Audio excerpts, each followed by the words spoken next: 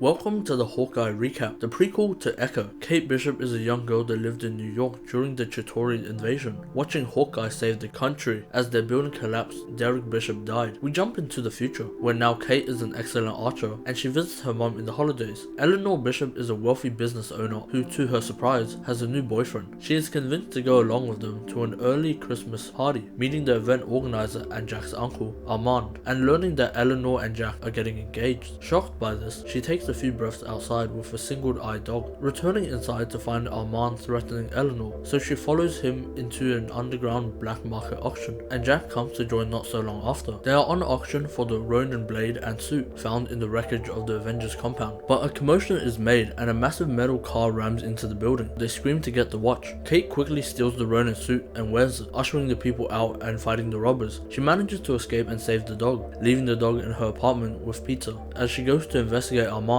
suspecting that he could be the main suspect. Meanwhile, on the other side of town, Clint Barton is living it up as a retired Avenger, watching an Avengers musical and avoiding awkward urinal photos. He spends his holidays with his kids, Cooper, Leela, and Nathaniel, married to his wife Laura, who is still at the farm. They get back home to turn on the news. The Ronin has reappeared to save New York. Confused, Clint takes a stroll in the night. Kate, however, is sneaking to Armand's house. Discovering that he is dead, she sneaks off just as the housekeeper comes by, but she is caught by the robbers, merely escaping when Clint saves her, shoving her into a corner and questioning who she is. She answers his questions whilst they run back to her apartment, switching from the Ronin suit to give it back to Clint. But because Kate Bishop's name was on the outside of the apartment, the tracksuit mafia firebomb the apartment. They leave the suit and make a getaway with the dog, buying medicinal products, and Kate sets them up in their aunt's apartment, who is out of town for now. Clint leaves her alone to investigate the scene, and sneakily trying to get the Ronin suit back. With no luck, he spots a sticker for the NYC LARPers. Getting back to the apartment, he helps mend Kate and spots the impersonator with the Ronin suit. The next day, he puts the kids in a car to get back to their mothers, and he heads off to help Kate, escorting her to the job at Bishop's security ran by her mother. He now wears a hearing aid from all his adventures with massive explosions. In the meantime, he goes to medieval training, or LARP. He allows Grill to kill him in the medieval torture grounds, and he thanks him for this by returning the suit. He locks it away and promises to make it back in time for Christmas, calling in the tracksuit mafia to turn himself in, and try to communicate with their boss. Kate is annoying Jack, suspicious of him killing Armand, challenging him to fencing and bringing up the theories to Eleanor, but she brushes it off. He offers her a butterscotch, the same one that was found in Armand's house, and she rushes off, trying to call Clint with this vital clue. She assumes he is in danger, following the GPS signal to his location. Falling through the roof of the warehouse, now they have both been captured. They sign to Echo that now they have captured the Ronin. At a young age, Echo was deaf. Her father William Lopez took care of her, until one day, Ronin massacred the entire tracksuit mafia, including her father. They meet with Echo. Clint tries to explain that Ronin was killed by Black Widow, but she doesn't believe them and has an outburst, hurting Kate. Ripping off his duct tape, he runs off to distract them. He fights with Echo and she is able to crush his hearing aid. He breaks into the office and gets his bow back. He basically ends the fight with the bow, trapping her on the wall, cutting open Kate's tape, and disarming all the other goons. He grabs the hearing aid and they quickly escape. Getting a call from his son Nathaniel, they share a wholesome moment as Kate helps translate his son's call. The next day, they mend his hearing aid and he explains their dire situation. Echo, or Maya, isn't the head. Her uncle is the boss of the entire operation. They continue to try and solve the case by entering Eleanor's place and typing in their names in her security account to find more info, including Jack's suspicious activities. Armand was killed with a stab in the back, and he owns too many blades, but Clint wanders off and is caught by Jack with the Ronin blade. He came in with Eleanor, and she recognizes him as an Avenger. Kate disguises Hawkeye in their house as they were just partners in a secret case. Eleanor walks Clint out, pleading for him to not involve Kate in Avenger business, but what he does promise is to protect her. He texts Laura to look into Sloan Limited, a company that Kazi, the interpreter, works for. He is reminded about the vintage Rolex. Laura suggests that if his suit didn't get destroyed, the Rolex probably didn't too. Sloan Limited is used to launder money for the tracksuit mafia, and the CEO is Jack Duquette. Kate comes by to bring up the Christmas spirit, and Hawkeye admits that he was the Ronin. The next day, Kate is sent to the NYC LARPers to get more of Hawkeye's trick arrows from the evidence locker, and Clint intercepts Kazi, the only underling that has Maya's ear. He gives them their last warning to stop searching for the Ronin. They track the watch down to an apartment complex. Kate sneaks in, finding the vintage watch and a list of Clint's family. She is intercepted by Maya.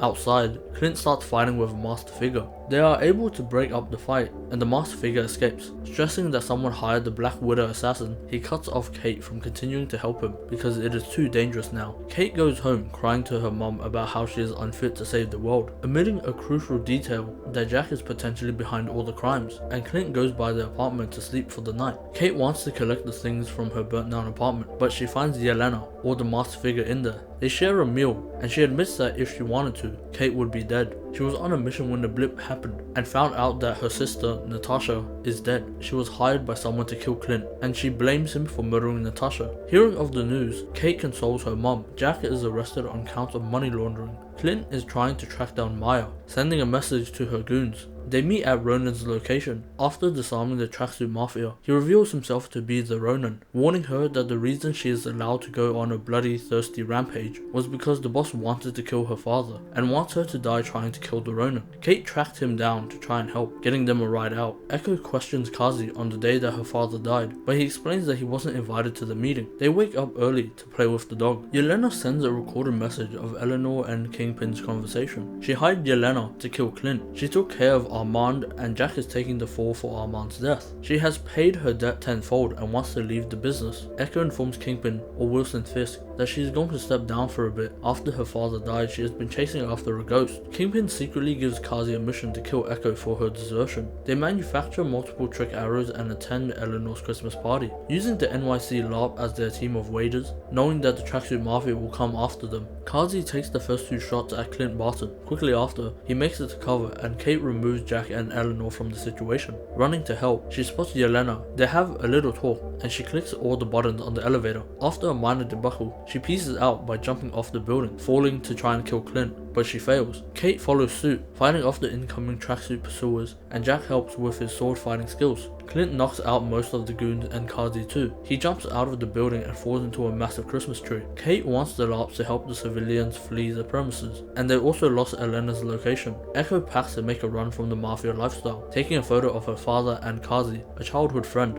The LARPers suit up to escort the civilians out. More tracksuit mafias funnel out of a truck. Kate quickly disposes of all of them and frees Clint from the massive tree, melting it with acid. They use the metallic trick arrows to absorb the guns, enough time for them to change into their stylish new purple gear. Stuck in the ice ring, they use all their trick arrows to hold off the tracksuit mafiosos. They receive a report from Grills. Elena just came out of one of the side doors, and Kate leaves to try and help her. Clint fights Yelena as Echo rides her motorcycle in to fight Kazi. He knows that Kingpin won't let them live, so Echo is forced to kill Kazi. Eleanor tries to escape in a car, but Kingpin finds her. He fights with Kate, but she ultimately flicks a coin and knocks him out with an explosion. She argues with her mum about the reality of consequences, and lets the police arrest her for the murder of Armand Duque. Clint tries to reason with Yelena that Natasha sacrificed herself, but she doesn't listen, until he does their childhood whistle. She forgives him and wishes that she got more time with her. Echo tracks down Kingpin and shoots him. They named the one-eyed dog Lucky the Pizza Dog, making it back to the ranch just on Christmas, bringing Katie and Lucky along. Clint returns the Rolex to Laura, hinting at the fact that she could be Mockingbird, and they burn the Ronin suit together. This is where the series ends. For another emotional rollercoaster, watch this.